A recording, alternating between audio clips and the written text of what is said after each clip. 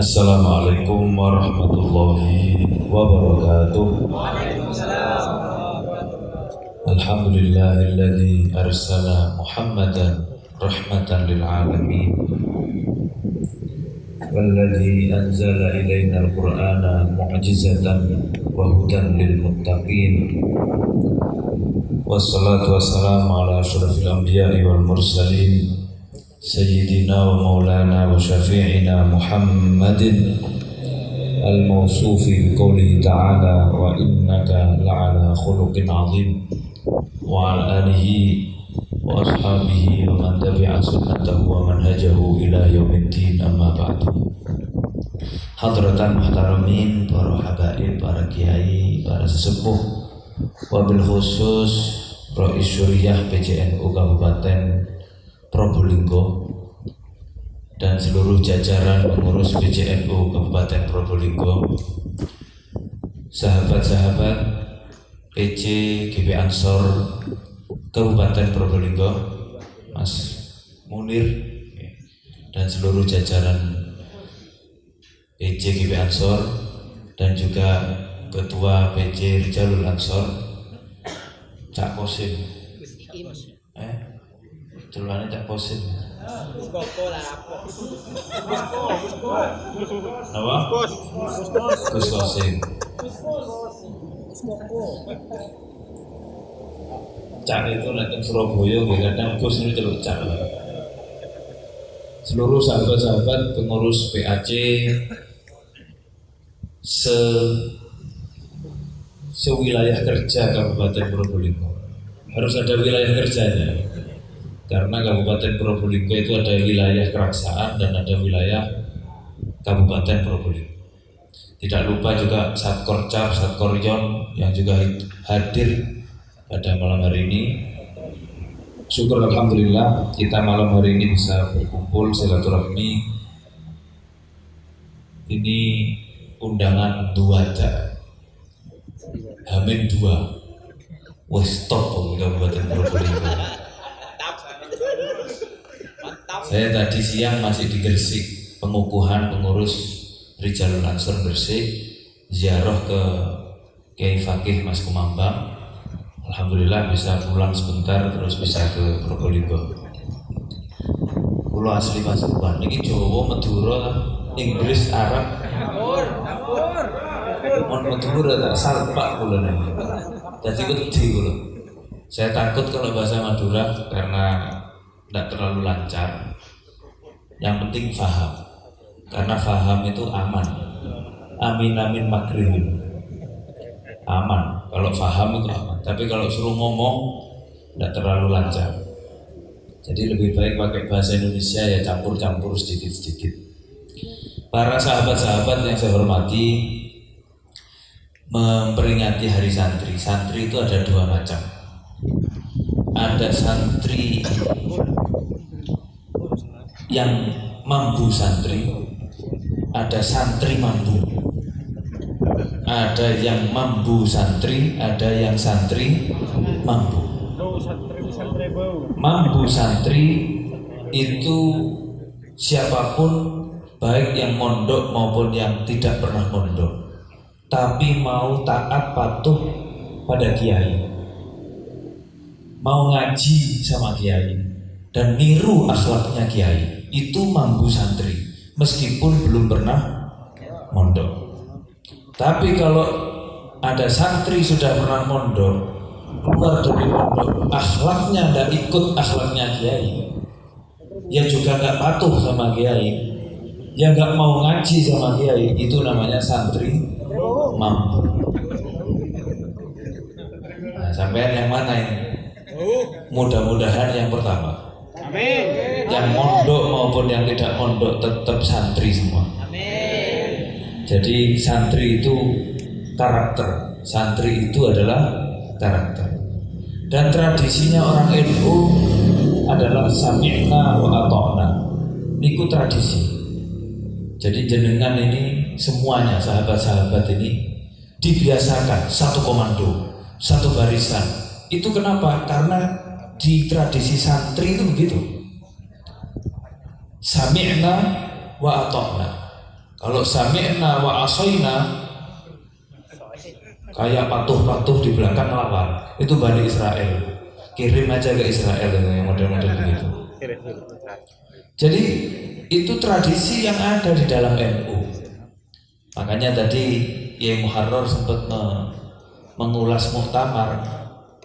Kalau kami ini tradisinya menyelesaikan organisasi dengan cara-cara NU, selesai. Sami'na wa ata'na pada dawuh masyayikh, itu sudah kuncinya di situ. Jadi dalam NU tradisinya beda dengan tradisi ormas-ormas lain atau bahkan ormas politik, tidak sama dan jangan disamakan. Karena dalam NU kita punya cara sendiri, kita punya tradisi sendiri bagaimana mengurusi rumah tangga kita sendiri. Ya termasuk Ansor, Fatayat, Muslimat, Ibnu, semuanya itu adalah keluarga besar, rumah besar NU. Jadi kita harus kembali lagi mengingat bahwa kita ini punya tradisi ala ulama, ala santri, ala pesantren. Itulah yang harus kita pegang teguh. Yang kedua, kita malam ini memperingati Maulid Rasulullah Shallallahu Alaihi Wasallam. Sebenarnya orang yang berkhidmah di NU itu sebenarnya tiap hari itu maulidan. Orang yang berkhidmah di NU dan seluruh banomnya ini tiap hari itu maulidan. Karena yang kita perjuangkan di Nahdlatul Ulama itu titipannya Rasulullah. Rasulullah menitipkan kepada kita melalui firman Allah yang ada dalam surat, yang ada dalam Al-Quran, wal takum minkum ummatun yad'una ilal khair wa ya'muruna bil ma'ruf wa yanhauna 'anil munkar. Itu pesan, itu perintah Allah kepada umatnya Rasulullah Sallallahu Alaihi Wasallam.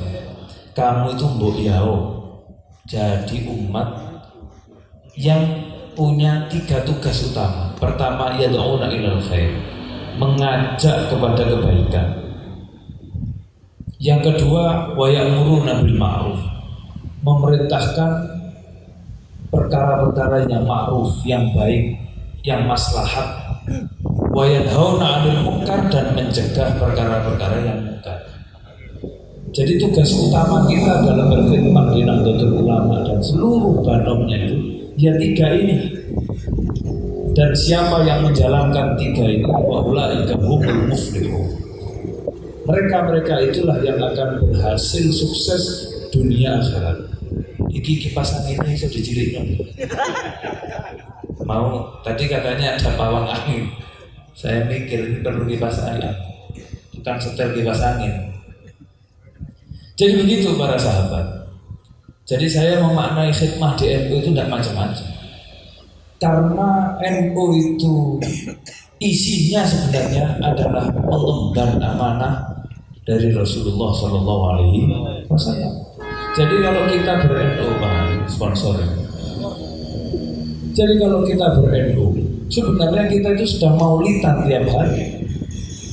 Karena yang kita perjuangkan, sebenarnya kita itu sedang berkhidmah kepada Rasulullah Shallallahu Alaihi Wasallam.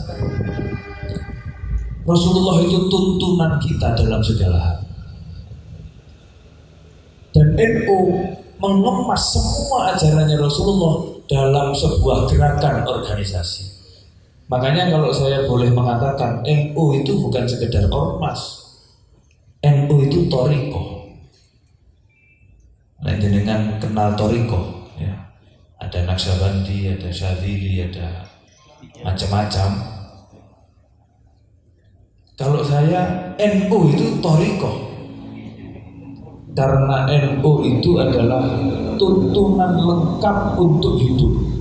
Pertama, NU mengajarkan cara berakidah yang benar. Ini pertama. Berakidah itu harus milih. Kalau nggak milih, keliru. Makanya kalau ada orang ngomong yang penting Islam, nggak usah milih-milih, justru tambah keliru.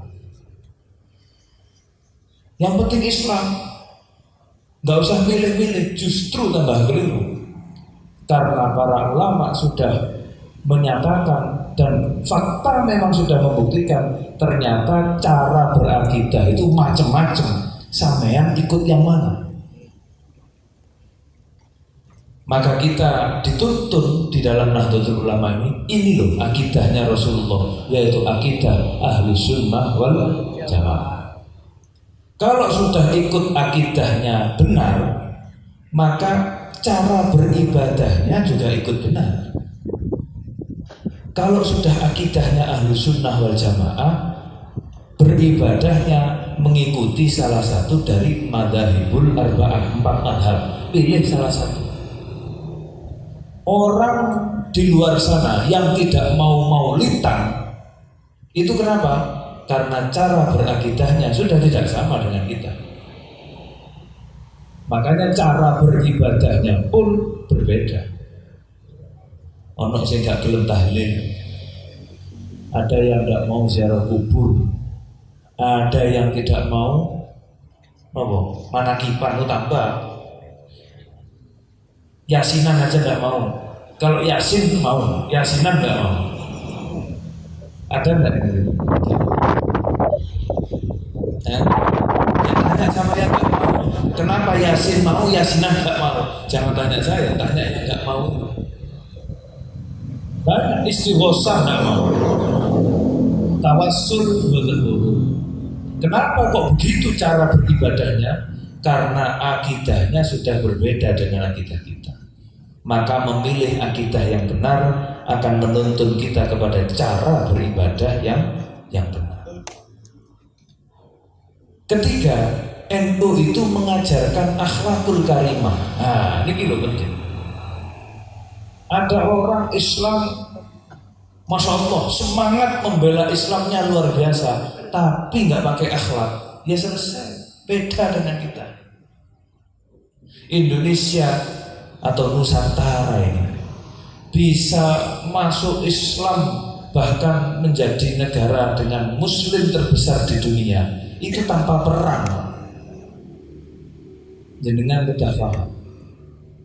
Kita ini menjadi negara dengan Muslim terbesar di dunia itu tanpa peperangan, tanpa pertumpahan darah. Dan ini yang mengakui bukan kita. Yang mengakui itu ulama-ulama di Arab. Saya punya beberapa guru dari Timur Tengah yang mengatakan langsung sama kami, bahkan menulis. Beliau mengatakan,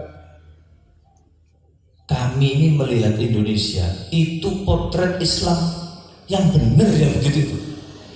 Kok bisa berdakwah mengislamkan mayoritas penduduknya tapi tidak melalui peperangan, tidak melalui pertumpahan darah, tidak melalui ancaman. Loh kok bisa? Berarti yang dikemukakan, yang diutamakan adalah akhlakul karimah. Sudah beda gayanya dengan yang suka ngafir-ngafirin orang itu. Beda gayanya sudah. Ya. Ada orang ngapain? Tahlilan, bid'ah. Ngapain? Istighosah. Apa itu istighosah? Gak ada di zaman Nabi. Bid'ah. Oh, bahaya. Bid'ah kabeh. Neraka kabeh. Sing surga dhek be. Coba dibandingkan dengan gaya ulama-ulama kita dulu ketika berdakwah di sini. Coba para wali songo kalau dakwah. Coba saya membayangkan dulu wali songo ketemu orang yang masih belum Islam itu gimana. Ternyata dari cerita-cerita itu banyak. Yang mengajarkan wudhu itu bukan dengan bahasa wudhu, rauh, cuci muka. Ayo, habis dari sawah cuci muka dulu, belum bayangkan. Bahasanya itu cuci muka, Pak. Nggak syar'i belas, syar'i itu membuatkan itu bahasanya cuci muka. Nggak ada cuci muka. Tapi bahasa dakwah para ulama kepada masyarakat itu perlu kita tiru. cuci muka dulu. Raup. Yang kedua, bagaimana para ulama pendakwah kita dahulu membuat orang sadar menutup aurat tapi tanpa merubah budaya. Itu menarik. Sing penting nutup aurat. Celana mboten napa-napa. Jarian mboten napa-napa. Kan enteng. Bayangkan kalau yang dulu berdakwah kemudian nek mlebu Islam klambine kudu ganti. Kira-kira mlebu Islam sida mlebu napa mboten? Misale saya tidak merendahkan budaya manapun, tapi coba misalkan ini cerdasnya ulama dakwah ketika berdakwah. Coba kalau kemudian Islam itu diukur dari atribut itu penampilan. Bayangkan, sampean nek kepengin Islam itu temenan kudu jubahan kabeh. Lah tukang becak gimana? Nelayan yang banjang-banjang itu gimana? Banser gimana banser? Repot. Loh, bayangkan gitu. Sampai kalau Islamnya mau beneran itu pakaiannya harus begini. Tapi ulama kita nggak pernah mengutamakan itu. Yang penting orangnya punya iman dulu, cinta kepada Islam dulu, cinta kepada syariat dulu, dan tidak merasa terbebani. Itu yang penting. Masalah pakaian berubah, syukur-syukur gelem jubahan, alhamdulillah. Lek durung yo gak apa-apa. Nah sekarang ini kan beda. Hijrah itu disebut dan ditandai dengan atribut, dengan penampilan. Nek sampean sik kaosan ini berarti durung hijrah. Sing hijrah itu sing wis klambine tertentu, bathuke wis ireng. Lek durung ireng durung hijrah. Ya, sing isor rada dhuwur, rada cingkrang, lek gak ngono gak hijrah. Apa begitu makna hijrah? Tidak. Rasulullah SAW sendiri itu memberikan definisi hijrah, al-muhajiru man hajara mimma nahallahu anhu. Itu loh definisi hijrah. Rasulullah sendiri yang menyebutkan. Orang yang berhijrah itu adalah orang yang mau meninggalkan apa yang dilarang oleh Allah. Yang sebelumnya tidak sholat jadi sholat, sudah hijrah ini. Yang sebelumnya nggak puasa jadi puasa, sudah hijrah. Yang sebelumnya masih maksiat, suka dosa besar, sekarang sudah meninggalkan dosa-dosa besar, sudah hijrah. Meskipun kelambine ya sik kaosan, sik celonoan, sudah hijrah. Syukur-syukur kalau pakaiannya nanti berkembang menjadi lebih baik. Niru pakaiannya Kanjeng Nabi, nggih sae. Tapi jangan dijadikan syarat itu. Pokoknya hijrah kudu ngene pakaiannya. Itu mboten angsal. Bukan begitu jangan. Makanya kita itu punya keunggulan, yaitu akhlakul karimah yang digunakan dalam berdakwah. Makanya kemarin kita ada diskusi, saya tuh punya diskusi dengan beberapa teman, salah satunya dengan Gus Ahmad Kafalil. Kita diskusi, Gus, Islam kafah itu seperti apa sih? Kita diskusi. Karena sekarang itu banyak yang mengatakan Pancasila itu tidak Islami, Pancasila itu tidak syar'i. Indonesia ini belum kafah. Padahal pesannya Al-Quran, udkhulu fis-silmi kafah.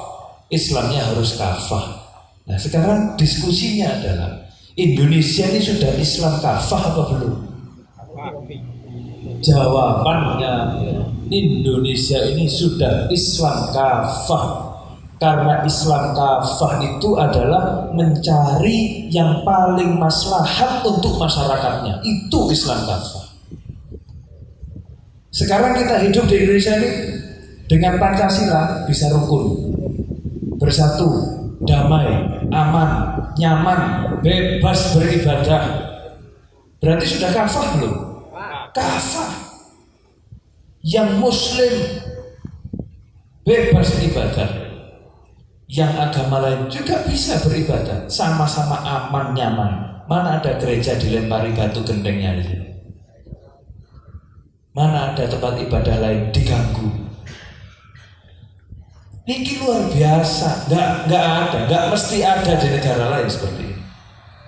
Makanya tidak heran kemudian para ulama-ulama Timur Tengah itu pernah berseloroh guyonan. Kalau sholat memang kiblatnya ke Arab, ke Mekah. Tapi urusan selain sholat, ternyata kami yang di Arab yang harus berkiblat ke Indonesia. Itu ulama Arab yang mengatakan begitu. Karena mereka sekarang pusing lah. Podo Arab tukaran, negaranya hancur, ulama dan umarok gak nyambung, sesama ulamanya bengkerengan. Apa bengkerengan? Tukaran. Mereka sudah gak menyayangi negaranya, yang penting kepentingan kelompoknya terpenuhi. Kalau kita di sini enggak. NU ini kalau mau menang-menangan dari dulu sudah menang. Banser sudah berapa ya? 8 juta. Banser se-Indonesia itu 8 juta. Kira-kira kalau mau merebut negara seperti Taliban di Afghanistan, bisa benar? Bisa. Kalau mau jadi Taliban, kalau mau jadi Taliban. Tapi sekarang saya tanya, kalau sudah merebut kekuasaan begitu, apa bisa lakukan? Nah, kalau mau rebut-rebutan, Pak, yuk gampang. Warga NU di Indonesia ini sekitar 40%, itu hampir 100 juta. Loh, itu saja kalau mau geruduk, ya selesai. Mulai dari tingkat pusat sampai lurah, wong NU kabeh, ya bisa. Tapi apakah kemudian itu mendamaikan atau malah bikin gaduh? Nah, makanya di NU itu prinsipnya apa yang paling maslahat itu yang kita ambil. Yang paling maslahat, bukan menang-menangan, bukan ini kan kita yang harus menang, bukan begitu. Makanya kemudian tidak heran kalau dulu Kiai Wahid Hasyim bersedia menghapus 7 kata dalam piagam Jakarta. Ini lek PKD harus paham. PKD sudah ikut semua. Nah, kalau sudah pernah ikut pengkaderan mesti paham asal usul ini Pancasila. 7 kata. Kewajiban menjalankan syariat Islam bagi pemeluknya.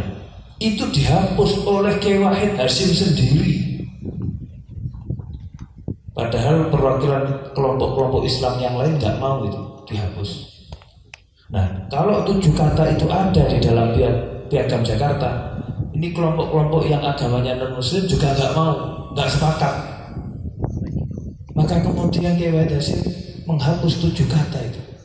Maka kemudian kita kenal sekarang dasar negara kita ya Pancasila. Loh, ini lek menang-menangan dulu waktu membentuk dasar negara sudah nggak bisa bersatu, tukaran. Tapi karena yang kita cari adalah yang paling maslahat, maka di situ ada kompromi.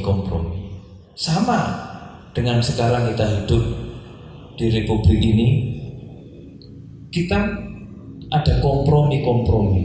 Bagaimana umarok bisa berjalan seiring dengan ulama juga bisa berjalan seiring dengan umarok. Loh, ini nggak ada ini di negara lain, nggak mesti ada pemandangan seperti itu, nggak mesti ada. Makanya NU ini tuntunan lengkap, cara berakidah yang benar, cara beribadah yang benar, akhlakul karimah diajarkan. Yang keempat, cara bermasyarakat Yang kelima, cara berbangsa dan bernegara. Ini yang diajarkan NU kepada kita. Ada orang yang hanya memegang teguh Ahlus Sunnah wal Jamaah, tapi cara berbangsa dan bernegaranya tidak Ahlus Sunnah wal Jamaah. Banyak itu. Kalau sholat ya Syafi'i, nek subuh ya kunut, akidah Ahlus Sunnah. Tapi secara politik Ikhwanul Muslimin itu ada. Secara politik khilafah ada. Hari ini itu banyak.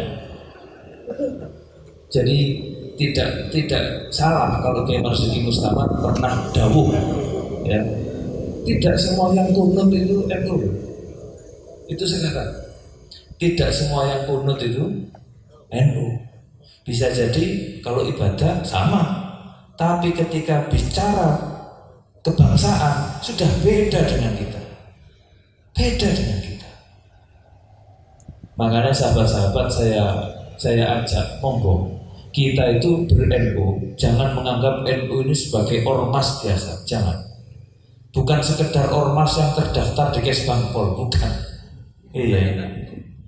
Yang hanya punya SKT.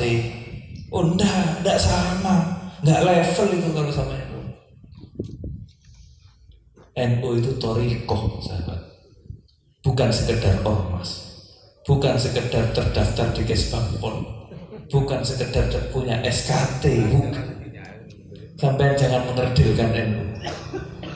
Maka NU ini thoriqoh, maka pengurus yang masuk ke dalam Nahdlatul Ulama dan seluruh badan otonomnya, Ansor, Banser, Rijalul Ansor, harus punya pemahaman yang sama bahwa saya sedang berada di sebuah thoriqoh.